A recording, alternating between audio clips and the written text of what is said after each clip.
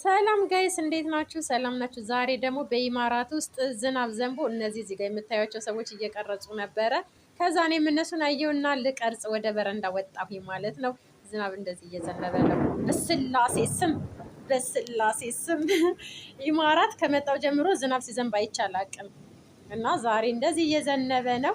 እዛ ጋር ደግሞ ልጆች እየተጫወቱ ነው፣ ደስ ብሏቸው ማለት ነው። እየተጫወቱ ነው እና ሰማዩም ደግሞ እየተቆጣ ነው፣ እያጉረመረመ ነው።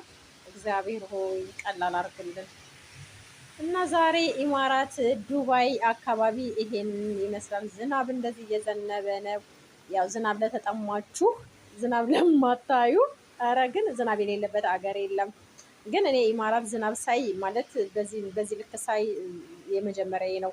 ከባለፈው አመት ያ ጥፋት ካጠፋው ዝናብ ቀጥሎ ይሄንን ያየሁትኝ። ይሄ የተረጋጋ ዝናብ ነው፣ ቆንጅዬ ዝናብ። ደግሞም ግዴታ ዝናብ መዝነብ አለበት። እግዚአብሔር ይመስገን ይሄን ዝናብ ስላሳየን፣ እግዚአብሔር ይመስገን፣ እግዚአብሔር ይመስገን፣ እግዚአብሔር ይመስገን።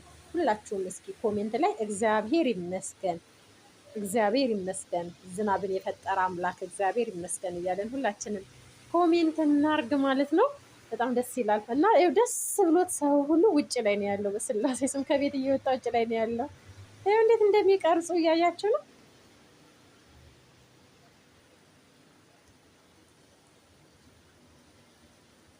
እዚህ እንደዚህ የሆኑ ኢትዮጵያ ደግሞ ቢገቡ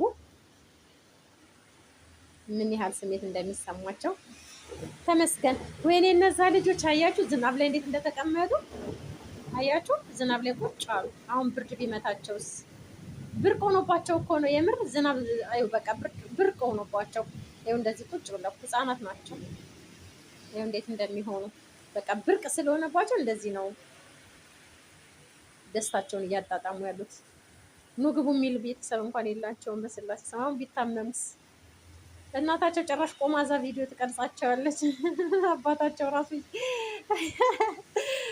ረረ